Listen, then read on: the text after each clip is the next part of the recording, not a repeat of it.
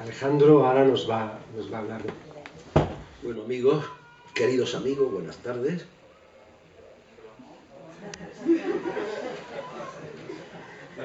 Vamos, Juan Enrique.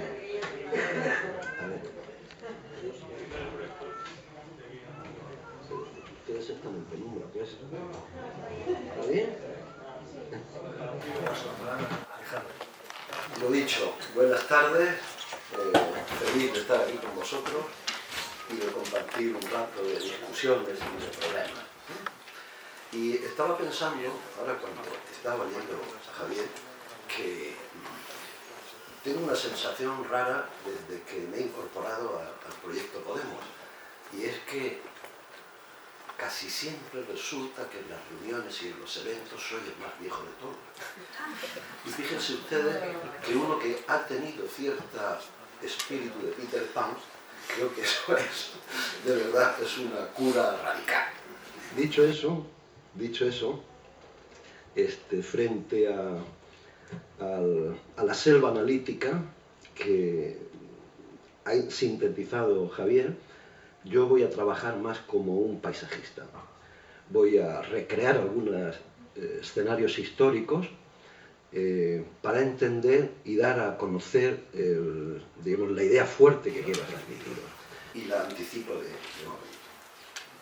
Las grandes transformaciones, las transformaciones sistémicas que hemos observado en el siglo XX y en el XXI, solo han sido producidas a partir de mecanismos de horizontalidad popular y nacional.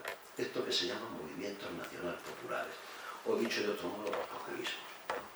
No conozco otro mecanismo de transformación sistémica, y eso la experiencia histórica me lo dice, más que a través de este tipo de movimientos.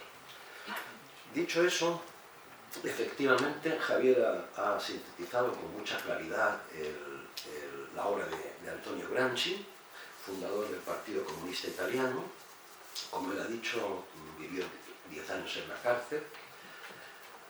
Frente al concepto marxista y leninista clásico de la transformación sistémica en un contexto de luchas sociales de clase contra clase, estamos hablando de los años 20, no existe otro horizonte mental transformativo, es una lucha de gladiadores entre dos clases ontológicamente constituidas, con inmanencia histórica. Gramsci propone, trabajando con esa hipótesis, propone ya una duda, una ruptura del algoritmo de pensamiento. No se trata, si queremos tomar el poder, efectivamente, no se trata de mantener la dicotomía clase contra clase. La cosa es mucho más compleja. Vivimos en sociedades que ya viven en la Italia relativamente desarrollada de los años 20, vive fundamentalmente en Torino, que tiene una altísima concentración, una gran densidad industrial similar a Renania o a cualquier otro territorio. Gramsci comienza a ver que el tema de la transformación es mucho más complejo. Y como ha planteado muy bien Javier, ya no se trata de la lucha clase contra clase ante la imposibilidad objetiva de esa clase ontológicamente constituida que es la clase obrera, de derrotar, digamos, a un bloque hegemónico que se ha ido construyendo a través de las certidumbres, las tradiciones, los consensos, eso que tú llamabas el sentido común. Bien, Gramsci piensa que es mucho más complejo, que efectivamente que estamos frente no solo a una batalla política que hay que ganar, sino frente a una batalla cultural, moral, es decir, traernos hacia nuestro discurso a las mayorías. Pero Gramsci sigue trabajando bajo digamos, la propuesta implícita de que la clase obrera, como elemento ontológicamente constituyente, va a ser quien libere a la humanidad, quien articule en su entorno el eje de anudaciones que será indispensable para llevar a otros grupos, clases, subclases sociales hacia la liberación. No solo Gramsci, a mí me interesó, yo antes que a Gramsci, en mi época de estudiante leí a un autor que me impactó fuertemente, George Lukács, un filósofo húngaro, marxista. En el año 23 escribió un libro que a mí me marcó, que es Historia y conciencia de clase. en el que, sin conocer los presupuestos de Gramsci, que todavía Gramsci no había desarrollado, Gramsci desarrolla prácticamente sobre los cuadernos de cárcel, en los 10 años de cárcel, posterior a la obra de Lukács. Ya Lukács advirtió que el concepto de clase obrera como elemento constituyente de la totalidad transformativa era limitado y que teníamos que trabajar en un juego de poleas, pesos, contrapesos, alianzas, ¿verdad? Hegemonías y combates en lo que decía Javier, trincheras y casamatas. Luego, Walter Benjamin, de una manera más sofisticada, claro, 20 años después, o 15 años después, describe que efectivamente los fenómenos de hegemonía de la clase subalterna, si quiere conquistar el poder, tendrán que anclarse definitivamente entre otras cosas, en fabricar el canon estético, el canon cultural, la cultura de masas. Pero no es ahí a donde yo quiero ir a parar, esto era simplemente un preámbulo. Por supuesto, Gramsci ni había anticipado, ni Lukács, ni Benjamin, fenómenos que la historia de ese momento estaba a las puertas de ir fabricando, que fueron fenómenos sociales masivos en algunos países, de un grandísimo contenido popular, social y al mismo tiempo nacional, identitario en torno a quiénes somos nosotros, somos una nación. Tenemos en cuenta que estamos hablando todavía de los años 20 y 30. En ese sentido, el primer autor que, diríamos, fabrica, emite como elemento interpretativo de lo político la palabra populismo es un sociólogo italiano, Gino Germani, que huyendo del del fascismo italiano, se instaló en la Argentina. Y fue testigo de un proceso asombroso que tuvo lugar en el país, en Argentina, en los años 40. Germani, el fenómeno al que me refiero es el peronismo. Germani fue el primer y gran intérprete del peronismo, el que comenzó a relatar el peronismo, diríamos, desde una perspectiva de relato denso, analítico, vertical, manejando muchas claves para entender el fenómeno que él intentaba describir. ¿Qué es lo que intentaba describir Gino Germani? Justamente el episodio político-social que se inicia en la Argentina en el año 1945 y que va a durar 10 años, conocido como el peronismo. Peronismo porque está asociado a la figura de un líder carismático, Juan Domingo Perón, de extracción militar, que se convierte, por azares de los pesos, contrapesos, madureces de lo transformativo, se convierte milagrosamente en eso que Javier ha llamado el significante. Es el que anuda, digamos, demandas insatisfechas. ¿Cómo aparece Perón y dónde emerge esta experiencia clásica, el peronismo, que ya en la sociología, en la politología, en la filosofía política, es sinónimo de populismo? Cuando se habla de populismo en la academia, fundamentalmente se está hablando inicialmente del peronismo. ¿Qué es este fenómeno? Bueno, Argentina no era un país de la periferia geográfica, obviamente era americano, latinoamericano, pero no de las periferias político-culturales o genéticas, como podrían serlo México, Colombia, Brasil. Argentina era un proyecto de país, fue diseñado como proyecto en el siglo XIX. Por las élites liberal ilustradas agrupadas en torno a Sarmiento. Un país de enorme riqueza que recibió migrantes de toda Europa, un país nacido de los barcos, que multiplica por 5 su población en el espacio de 20 años, es un melting pot, es un cajón desastre, de gente que procede de Europa. Es un país de grandes expectativas, de gran riqueza, agroexportadora, cárnica, cerealística, etc. ¿no? Pero era un país que tenía grandes problemas. Es decir, que a esa prosperidad... Daba cobijo a todos los desgraciados europeos que querían tomar el barco para irse a América, ese país que ofrecía muchas cosas, comer carne todos los días, todas las veces que quisieras, ir al teatro, ir a los hipódromos a jugar. Esto para los campesinos sicilianos o gallegos fue un elemento de profunda pedagogía civilizatoria. Los desgraciados de los pueblos sicilianos que iban a Buenos Aires a los 3 años eran urbanitas. Además iban al teatro. Esta plataforma social y política tenía fallas estructurales. Y es porque, y hago un inciso, liberalismo no es sinónimo de democracia. Al contrario, democracia es una conquista que las clases populares obtienen en la lucha en el marco del liberalismo. El liberalismo en principio es elitista, autoritario, oligárquico. En ese sentido, la Argentina de esa época funcionaba así. Un país liberal, controlado por unas élites, pero con, digamos, muy pocos, muy débiles derechos sociales de esas mayorías que ya estaban integradas en el país. No, contratos de trabajo, pues, condiciones de explotación notable, un sentimiento progresivo que se va apoderando de las gentes, de, bueno, sí, estamos bien, comemos carne, pero necesitamos algo más. Necesitamos derechos sociales, reconocimiento, ciudadanía. Esto es un elemento que va, de alguna manera, erosionando la estabilidad de un país rico e insumergible gobernado por las élites. Es el comienzo de lo que Gramsci llamaba precisamente una crisis orgánica, una crisis de hegemonía, pero que Germani le da otro nombre.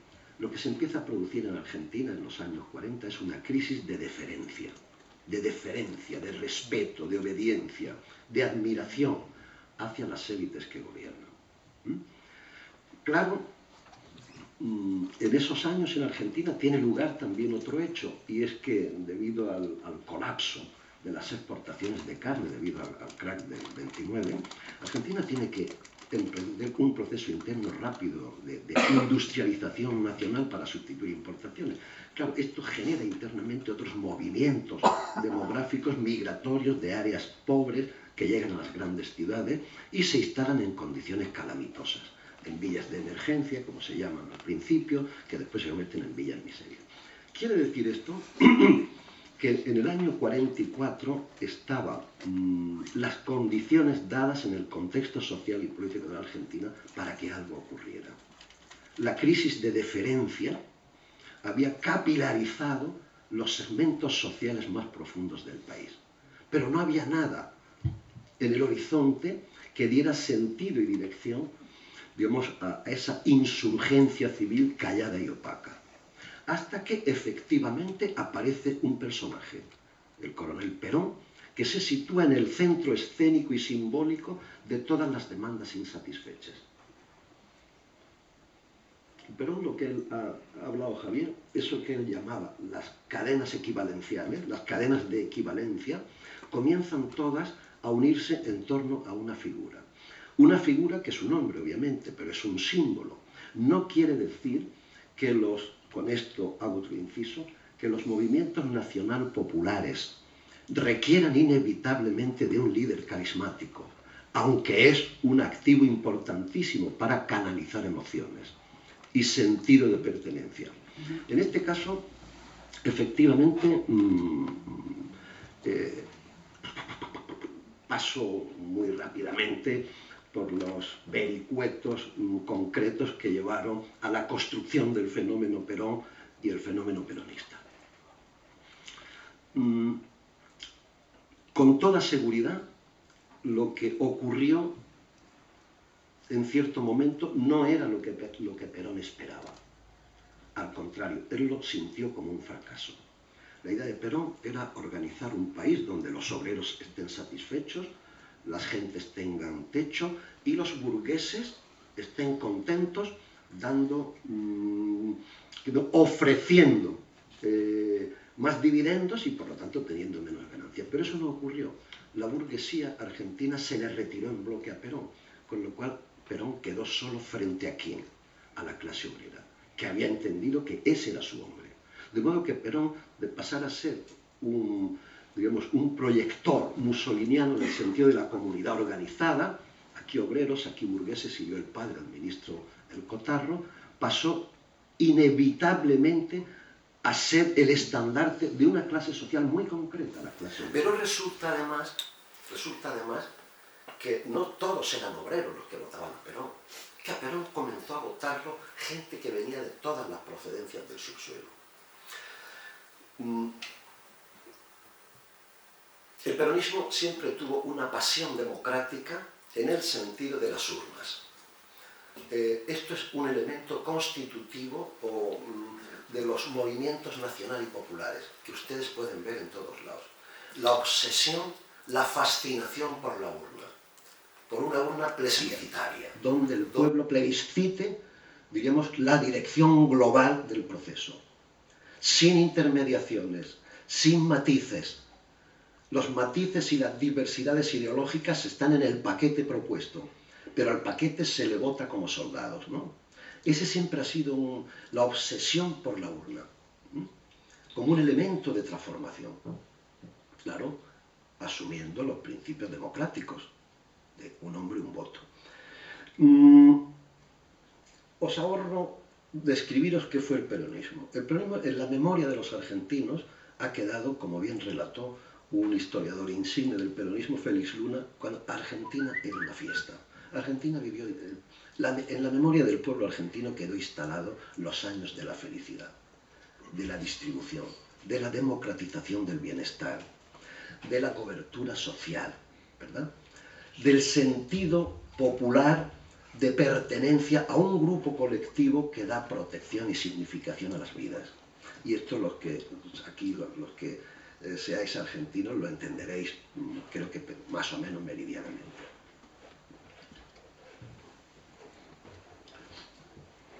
Pero el peronismo tuvo un problema, y es que al aparecer como un outsider fuera del circuito político convencional, no fue entendido por los actores políticos que habían hecho de su vida personal, es decir, de su vida política, su proyecto de vida. Y en Argentina había partidos, estaba el Partido Conservador, estaba el Partido Radical, estaba el partido... Había partidos, no es que en un vacío de opciones aparezca esto, no. Es que la opción out que aparece demuele, le quita suelo a los partidos constituidos hasta ese momento. Ese es el significado simbólico y fundacional en parte de lo que se va a repetir posteriormente en otras experiencias que llamamos nacional populares, incluso en Europa, como voy a plantear un poco después.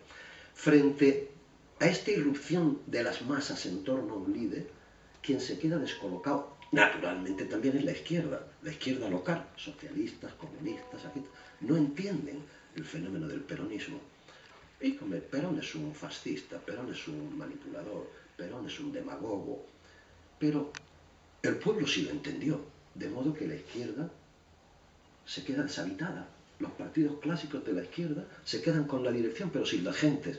Y en el futuro, hasta el día de hoy, en Argentina, la izquierda clásica, al modelo europeo que conocemos, no significa nada. Ese error de base en el momento fundacional le costaría el pescuezo. Pero además traería otro problema para el movimiento que nacía, era dejarlo sin sustancia ideológica. Dejarlo sin densidad interpretativa, dejarlo sin programa serio. Es decir, al hablar de programa serio me refiero a algo más que repartir la riqueza o que todo el mundo sea feliz. Y ese déficit de densidad analítica e ideológica va a acompañar al peronismo durante 20-30 años. Después las cosas cambiarán en los 60 y 70, pero bueno, esa es harina de otro costal. Bien, ¿cómo fue interpretado desde el mundo académico, o cómo ha sido interpretado el peronismo desde el mundo académico? La izquierda, los intelectuales de la izquierda, fundamentalmente sociólogos y politólogos, entendieron que el peronismo... Perdón, voy a empezar por otro, si me permiten ustedes, voy a anticipar otro. Gino Germani. Germani escribe un libro fundamental, Política y sociedad en una época de transición, año 65. Es un libro de una densidad analítica desde la sociología fundamental. Para Germani, el peronismo solo podía ser entendido como un fenómeno histórico, como un momento de la vida, como una parte de la misma vida, como un fenómeno argentino, no trasladable ni homologable a cualquier otro país. Claro, bien, era una primera interpretación interesante, pero no suficiente. La izquierda argentina, la izquierda académica, por ejemplo, Múmis y Portantiero, dos sociólogos muy notables en el país, escribieron un libro en torno a los orígenes del peronismo, en el cual los tipos dicen, bueno, nosotros que somos de la tradición marxista no podemos entender cómo la clase obrera se deja engatusar por un aventurero. Su respuesta, no, eran todos migrantes interiores, eran campesinos recién llegados a la ciudad, no tenían tradiciones políticas, no tenían gimnasia sindical, por lo tanto un demagogo se los llevó para adelante. Bueno, luego otro estudio, unos años después ¿cómo se llama? De Mora y Araujo, un análisis profundísimo de la geografía electoral del peronismo. Dice, no, amigos, a Perón no solo le vota la clase obrera, no. Barrio por barrio, pueblo por pueblo, regiones por regiones, no. Perón es un fenómeno transversalísimo. A Perón lo vota en la ciudad de Buenos Aires, lo vota la clase obrera, parte de la clase media, pero en La Rioja lo vota la burguesía también, los campesinos, los obreros. En La Pampa lo votan los pequeños estancieros, los braceros de Hacienda. Quiero decir que es un fenómeno transversal. Ya es el primer toque de atención. Señores, este es un problema mucho más complejo. El que quizá al sociólogo que más respeto le tengo en Argentina, que me guió mucho en mis indagaciones en el país, Juan Carlos Torres, ya entendió hace 20 años, 30 años, que el peronismo no es una inevitable cosa de pobres incultos, sino que el peronismo fue una elección racional y consciente. Él establece la teoría de la bifurcación, efectivamente, pero la establece en dos dimensiones. Por una parte, los sindicatos existentes antes de Perón, había 3 sindicatos y en total tenían casi 1 millón de afiliados. La mayor parte de los líderes sindicales se le pasan a Perón y rompen sus lealtades con los partidos de izquierda a los que pertenecían. Segunda historia de bifurcación. Cuando Perón se presenta, aparece en escena y se presenta a las elecciones del 46, nada estaba escrito que iba a ganar Perón. Fue una elección racional de millones de personas que frente a Perón tenían, digamos, otra oferta, otra elección, pero decidieron elegir a esa. Por lo tanto, no es un fenómeno ni historicista, fruto de un momento, no es un fenómeno de pobres desgraciados que por incultura lo hacen, sino que es un fenómeno mucho más complejo. Bien,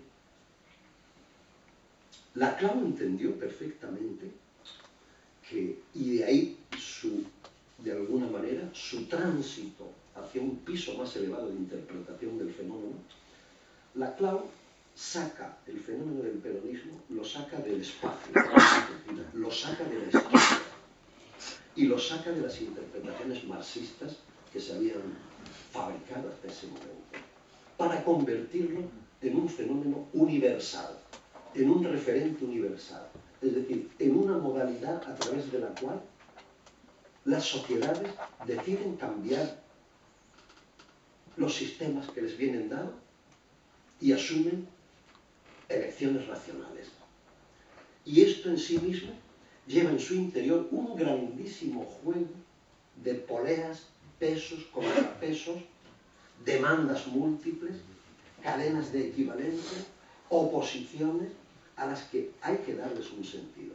A través de lo que Laclau, y de eso claro, digamos, recoge ese famoso tema, concepto del significante, precisamente de la psicología lacaniana, ¿no? Que ya de alguna manera Freud, en sus estudios sobre la sexualidad, ya lo apunta en los años 20. ¿No?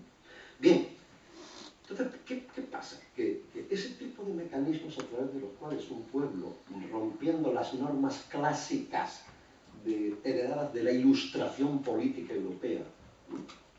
Y de las tradiciones constitutivas, fundamentalmente del marxismo, ¿es un fenómeno particular y concreto? No.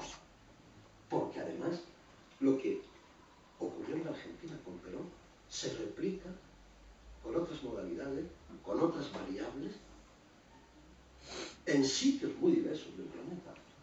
Y no estamos hablando solo de lugares de la periferia, de países periféricos. Podemos decir que en los años 50 y 60 hay varios países del mundo, sobre todo países del movimiento de países no alineados, que apuestan por este tipo de vías transformativas de carácter nacional, popular y transversal, en torno a líderes carismáticos, que efectivamente revierte materialmente en un cambio sustancial en las condiciones de vida de las mayorías. No es una broma política, no es una simbología politicista, es una profunda transformación. En primer lugar, democratizar el bienestar, incluir a través de la vía colectiva en un nuevo tipo de refundación ciudadana a las mayorías, al pueblo.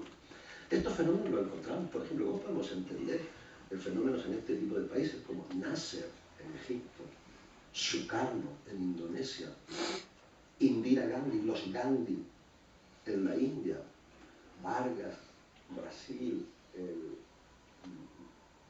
en México, Cárdenas, ¿no? Bien. Pero no es ahí donde yo quería llegar a parar.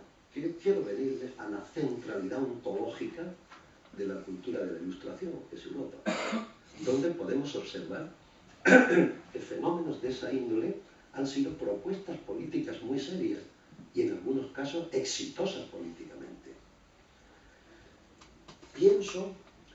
Creo que la primera propuesta muy seria que nace desde la centralidad doctrinal de la Ilustración europea en el ámbito del marxismo, de abrir en el sentido de las enseñanzas de Gramsci hacia nuevas transversalidades populares, se produce en Italia, en la Italia de los años 50. El PCI, el Partido Comunista Italiano, en los años 50, llegó a convertirse en una máquina poderosa, en una maquinaria gigante y potente.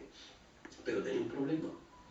El Partido Comunista Italiano tenía una gran fortaleza en las áreas industriales del norte, Torino, Milano, Brescia, Bologna, etc., áreas industriales. Pero el Mezzogiorno, el sur italiano, vivía en condiciones de prepolítica, de alguna manera.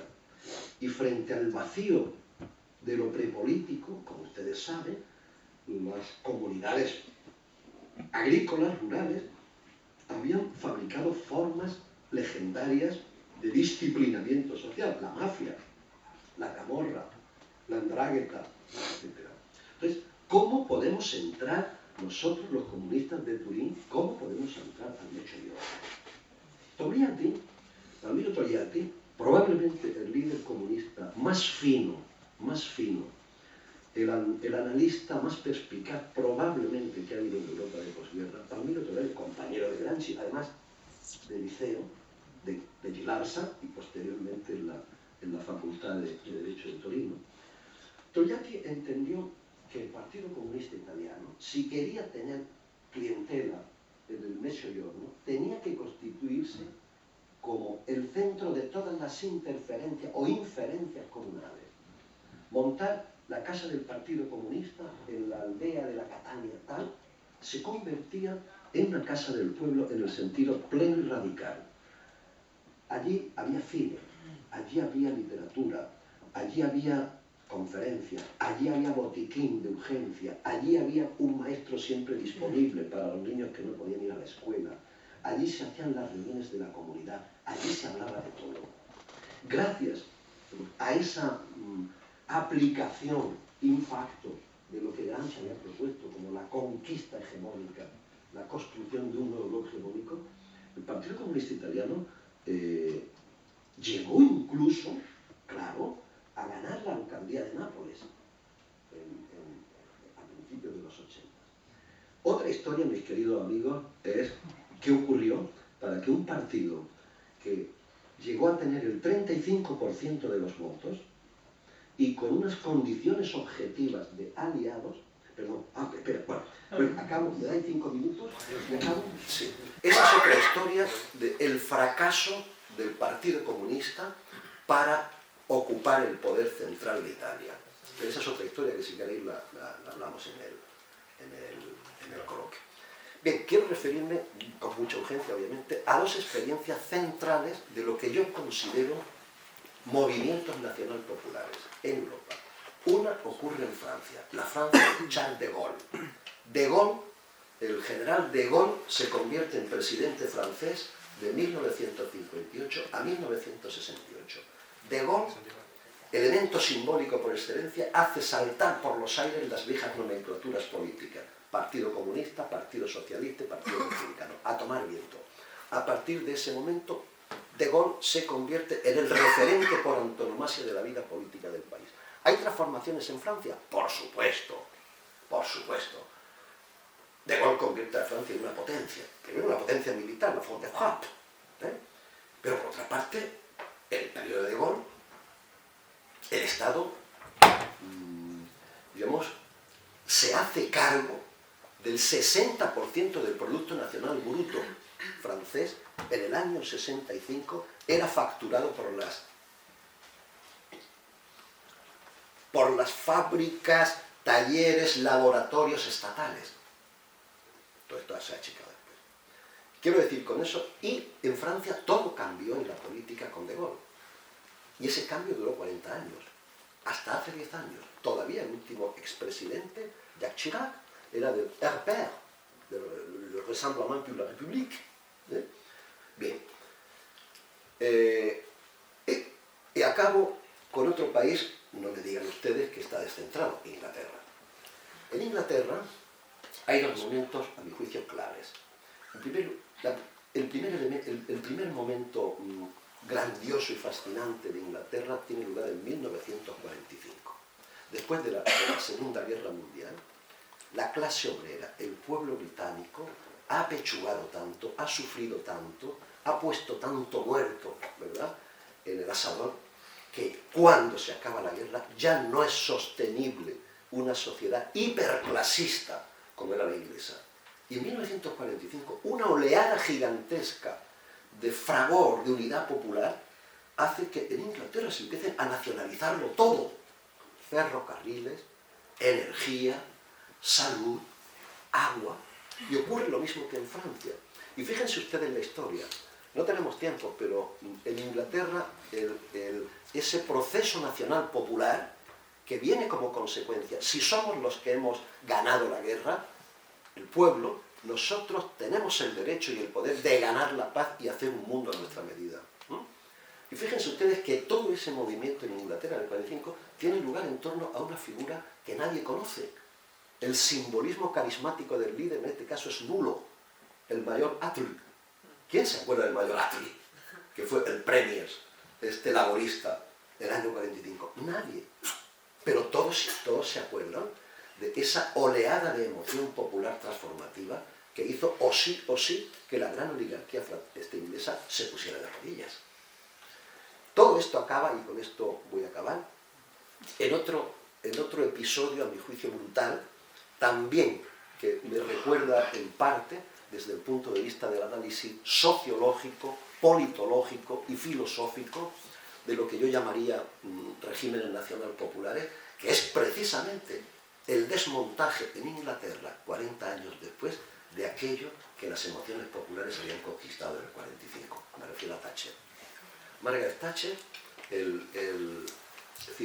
Thatcher es, esto ya está muy escrito en los libros, está muy analizado desde la sociología, desde todos lados, ¿no? Thatcher encarna, el thatcherismo encarna un movimiento nacional popular, populista, en sentido antagónico, de contrarrevolución.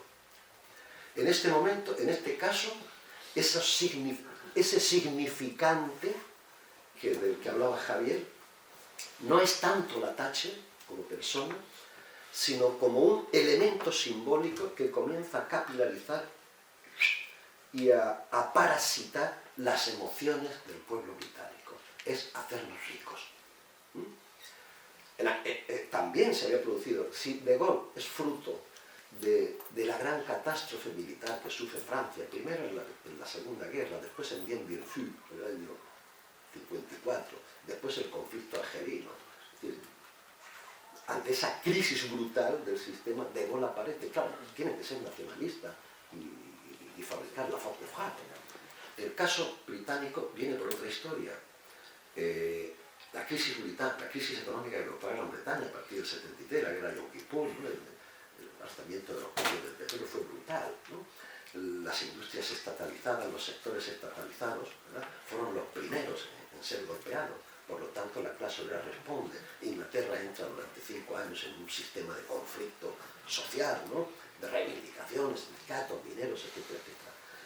De tal modo que las élites británicas se inventan justamente los mecanismos de consenso popular a través de ciertas transversalidades para llevar a su molino a un país que tenía en ese momento en su ADN la conciencia laborista, porque llevan 40 años con ese sistema. ¿Cómo lo consigue? Bueno, esa es harina de otro costal. En primer lugar, determinando muy bien el esqueleto central de la crisis que está, con perdón, jodiendo la vida al público británico, dándoles un sentido antisocial, ¿verdad?, a la salida.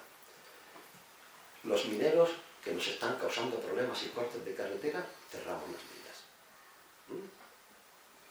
Que los maquinistas de los trenes, y ser maquinista, ser ferroviario en Inglaterra, era todo, bueno, todo un ADN, ¿no? Que los ferroviarios se encabritan y nos paran los trenes en Victoria Station, privatizamoslas. Todo esto a través de un discurso estupendo, dirigido directamente al ego más profundo que tiene que ver con la codicia y la avaricia. Usted puede ser un rico. A usted la casa que tiene, que vive allí desde hace 40 años, que es municipal, paga elementos simbólicos, usted va a ser propietario de ella. A partir de ahora, todo británico puede convertirse en especulador de bolsa, en operador. Por lo tanto, y eso sí, mis queridos amigos, yo hace unos días a los chicos de Podemos, a los de tema de impacto simbólico, les decía que les diría que leyeran el libro que escribió Saatchi Saatchi. Saatchi Saatchi era una empresa de comunicación fortísima. Bueno, no era tan fuerte en ese momento. Saatchi Saatchi era una empresa de publicidad. Dos hermanos muy listos.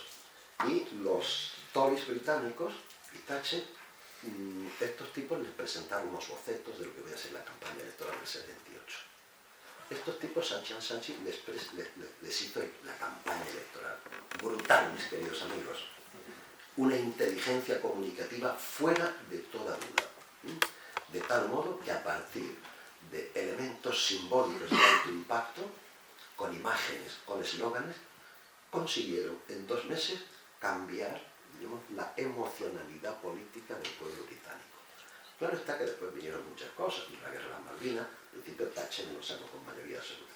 A lo que me refiero, y con esto acabo, la gran transformación que se produce en Inglaterra, o la contratransformación, o la contrarrevolución que se produce en Inglaterra en la época de Thatcher, es un mecanismo nacional popular en otra dirección, pero además tiene algo que habita a las otras experiencias populares, es decir, que su paso por la historia ya no tiene vuelta atrás.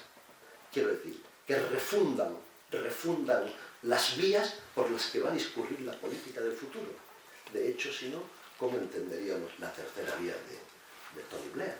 Sino como la aceptación de que el movimiento nacional popular encabezado por Thatcher es irreversible. Y con esto, mis queridos muchachos, pues ponemos fin